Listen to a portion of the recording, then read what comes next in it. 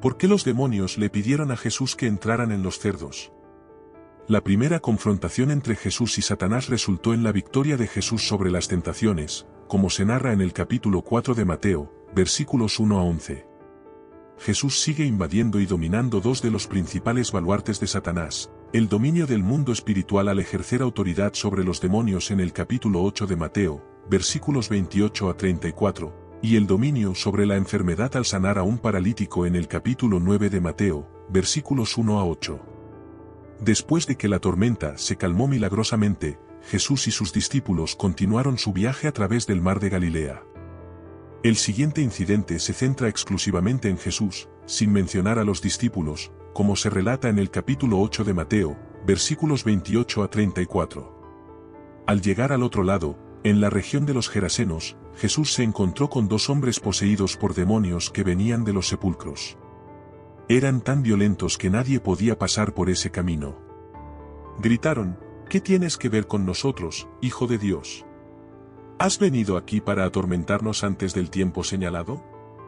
A distancia, había un gran rebaño de cerdos pastando. Los demonios le rogaron a Jesús: si nos expulsas, envíanos al rebaño de cerdos. Él les dijo: vayan. Salieron y entraron en los cerdos, y todo el rebaño se precipitó por el barranco escarpado hacia el lago y murió en el agua. Los que cuidaban los cerdos huyeron, fueron al pueblo y contaron todo lo que había sucedido, incluyendo lo que había pasado con los hombres poseídos por demonios. Entonces, todo el pueblo salió a recibir a Jesús. Y cuando lo vieron, le rogaron que se fuera de su región. Mateo dirige nuestra atención hacia Jesús respondiendo a la pregunta exasperada: ¿qué clase de hombre es este? El grupo llega a la otra orilla en la región de los Gerasenos. Jesús ahora está en el Decápolis, un territorio predominantemente gentil, lo que explica la presencia de cerdos, un animal considerado impuro por los judíos. Cuando Jesús llega a la región de los Gadarenos, dos hombres poseídos por demonios que venían de los sepulcros lo encuentran, como se informa en el capítulo 5 de Marcos, versículos 1 a 20, y en el capítulo 8 de Lucas, versículos 26 a 39. En el capítulo 5 de Marcos, versículos 1 a 20, llegan al otro lado del mar, en la región de los Gerasenos, y un hombre poseído por un espíritu impuro conoce a Jesús saliendo de los sepulcros. Este hombre vivía en los sepulcros, y nadie podía contenerlo, ni siquiera con cadenas. Porque había sido encadenado muchas veces, pero había roto las cadenas y había destrozado los grillos de sus pies. Nadie era lo suficientemente fuerte como para dominarlo. De día y de noche, entre los sepulcros y en las colinas, gritaba y se cortaba con piedras. Cuando vio a Jesús desde lejos, corrió y se arrodilló ante él. Gritó con todas sus fuerzas: ¿qué quieres de mí, Jesús, Hijo del Dios Altísimo? En el nombre de Dios, no me atormentes. Jesús le había dicho: sal de este hombre, espíritu impuro. Entonces Jesús le preguntó: ¿cuál es tu nombre? Mi nombre es Legión, respondió, porque somos muchos, y volvió a rogarle a Jesús que no los expulsara de esa región. Había un gran rebaño de cerdos que pastaba en una colina cercana. Los demonios le rogaron a Jesús: envíanos a los cerdos, déjanos entrar en ellos. Él les dio permiso y los espíritus impuros salieron y entraron en los cerdos. El rebaño, de unos 2000 cerdos, se precipitó por el barranco escarpado hacia el lago y se ahogó. Los que cuidaban los cerdos huyeron y contaron lo que había sucedido en la ciudad y en el campo, y la gente salió a ver qué había pasado. Cuando llegaron a Jesús, vieron al hombre que había estado poseído por la legión de demonios, sentado, vestido y en su sano juicio, y se asustaron. Los que habían visto lo que había sucedido contaron a la gente lo que había pasado con el hombre poseído por los demonios y lo que había pasado con los cerdos. Entonces la gente comenzó a rogarle a Jesús que se fuera de su región. Mientras Jesús se subía a la barca, el hombre que había estado poseído por los demonios le rogó que lo dejara ir con él. Jesús no se lo permitió, sino que le dijo: vuelve a tu casa y a tus familiares, y cuéntales todo lo que el Señor ha hecho por ti y cómo ha tenido misericordia de ti. Así que el hombre se fue y comenzó a contar en la región de los 10 pueblos todo lo que Jesús había hecho por él. Y todos se asombraron. Grandes multitudes de Galilea, los 10 pueblos, Jerusalén, Judea y la región del otro lado del Jordán seguían a Jesús. La situación era peligrosa, porque los dos hombres eran tan violentos que nadie podía pasar por ese camino. Eran conocidos y temidos por el público en general. Los demonios, al igual que Satanás, reconocieron rápidamente el estatus de Jesús como Hijo de Dios, como se narra en el capítulo 4 de Mateo, versículos 3 a 6. Este es un título que los discípulos eventualmente usarán cuando desarrollen una mejor comprensión de su singularidad como aquel a quien el Padre reveló ser su Hijo amado, según el capítulo 16 de Mateo, versículo 16, el capítulo 14 de Mateo, versículo 33, el capítulo 3 de Mateo, versículo 17, y el capítulo 17 de Mateo, versículo 5. Pero proveniente de los demonios, el uso del título anuncia su reconocimiento de que otro baluarte de Satanás, el mundo espiritual, está siendo invadido y dominado. Los demonios contrastan con los discípulos en el versículo 27, porque saben quién es Jesús. Sin embargo, a pesar de esta comprensión, siguen siendo demonios. Conocer a Jesús, pero odiarlo, es demoníaco.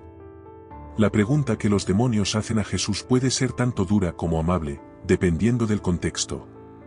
En Marcos 1, versículo 24, se presenta de manera odiosa y temerosa.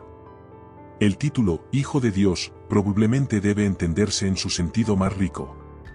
Los demonios reconocen a Jesús no solo en términos de su poder, sino también de su persona. Él era el Mesías, el Hijo de Dios.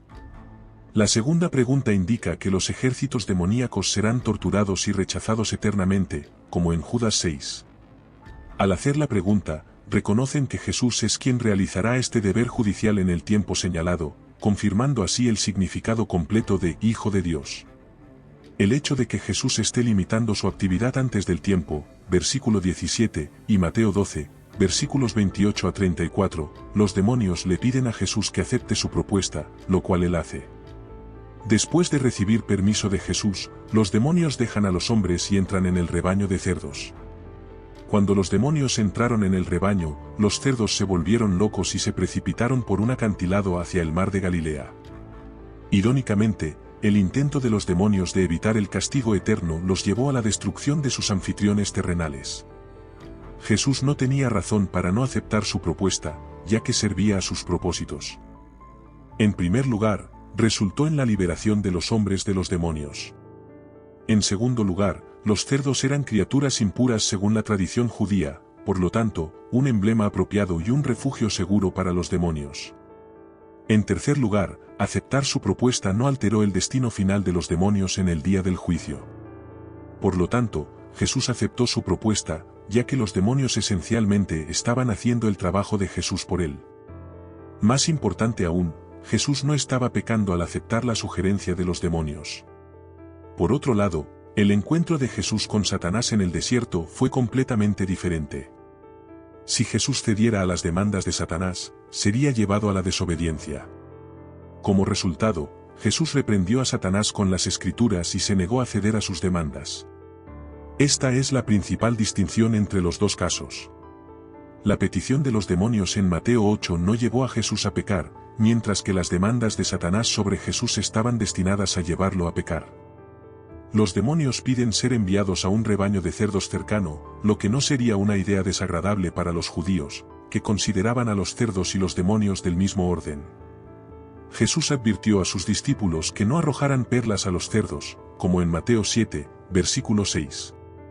Según Pedro, los falsos maestros son personas que volverán a su naturaleza pagana, como en 2 Pedro 2, versículo 22. Sin embargo, como la orilla oriental del mar de Galilea es una zona gentil, este no era un rebaño salvaje, sino cerdos criados para el mercado. Sus dueños se devastarían si perdieran este enorme rebaño, que Marcos estima en unos 2000, como en Marcos 5, versículo 13. La solicitud de los demonios de entrar en los cerdos tiene un propósito mortal adicional. Se sabe que los demonios infligen daño y agonía a la creación de Dios y hacen todo lo posible para fomentar la hostilidad contra Jesús y su invasión del baluarte de Satanás, como en Mateo 17, versículos 14 a 20. La destrucción de los cerdos lleva a los gentiles de la región a pedirle a Jesús que se vaya, como en Mateo 8, versículo 34. Esta respuesta es un triste comentario sobre la perversión de sus valores, ya que cabría esperar que se alegraran de una victoria sobre los demonios de Satanás. Sin embargo, como ha afirmado un comentarista a lo largo de los siglos, el mundo ha rechazado a Jesús porque prefiere los cerdos. Jesús no destruye a los demonios, en cambio, permite que el mal siga su curso en este mundo hasta el día en que todo será corregido. El resultado del exorcismo no se menciona en Mateo, pero Marcos y Lucas señalan que el hombre poseído por demonios de Gerasa rogó unirse a Jesús. Sin embargo, Jesús le instruye que regrese a su casa y le cuente a su familia y amigos cuanto ha hecho Dios por él, como en Lucas 8, versículos 38 a 39, y Marcos 5, versículos 18 a 19. Al ver a los discípulos con Jesús, el ex poseído por demonios desea ser como ellos, pero Jesús lo hace reflexionar sobre nuestra propensión al pecado y nuestra resistencia a dejar que Dios lo elimine, especialmente si implica la pérdida de placeres o ingresos. Está profundamente arraigado en las Escrituras. La Biblia aborda con frecuencia el conflicto entre los deseos terrenales y la obediencia a Dios. En Mateo 6, versículos 19 a 24, Jesús habla sobre la imposibilidad de servir a dos amos, enfatizando que no podemos servir a Dios y a las riquezas al mismo tiempo. Esta enseñanza resalta la idea de que la lealtad al pecado y la búsqueda de ganancias materiales pueden llevarnos lejos de Dios. La historia de los Gadarenos, donde los habitantes prefieren su economía basada en cerdos a Jesús, ilustra un patrón recurrente en las Escrituras, donde las personas a menudo eligen intereses mundanos sobre lo que es espiritualmente correcto. En Romanos 12, versículos 1 y 2, Pablo urge a los cristianos a no conformarse al patrón de este mundo, sino a transformarse mediante la renovación de sus mentes, para que puedan discernir la voluntad de Dios. Esto sugiere que la resistencia al pecado y la transformación espiritual son fundamentales para la fe. El ministerio de Jesús extendiéndose a los gentiles es un tema central en el Nuevo Testamento. Efesios 2, versículos 11 a 18, discute cómo Cristo eliminó la barrera entre judíos y gentiles, creando en sí mismo un nuevo pueblo. Esta inclusión de los gentiles en la promesa de salvación refleja la universalidad del amor y la misericordia de Dios. Reafirma la idea de que la oposición a Jesús y su mensaje no se basa en la etnia o el origen cultural, sino en la disposición del corazón para responder a él. La narrativa en Mateo también destaca que la oposición a Jesús trasciende las barreras raciales y culturales. En los Hechos de los Apóstoles, vemos que el Evangelio se extiende más allá de las fronteras judías, alcanzando diversas culturas y pueblos. En Hechos 10, por ejemplo, Pedro tiene una visión que lo lleva a entender que el Evangelio es para todos, no solo para los judíos. Esto demuestra que el mensaje de Jesús es inclusivo, llamando a todas las personas, independientemente de su origen, a arrepentirse y volverse a Dios. Por lo tanto, el episodio de los Gadarenos y las lecciones posteriores resaltan un principio clave del cristianismo: la salvación y la verdad de Dios están abiertas a todos, y el verdadero obstáculo es la renuencia humana a abandonar el pecado y seguir a Cristo. Esta verdad desafía a los seguidores de Cristo a examinar sus propias vidas, prioridades y lealtades, alineándolas con las enseñanzas y el ejemplo de Jesús. En conclusión, nuestra pregunta del día es: ¿cuándo sentiste por primera vez la presencia de Dios? Comenta a continuación y suscríbete al canal. Siéntete libre de ver otros vídeos en el canal. Que Dios te bendiga.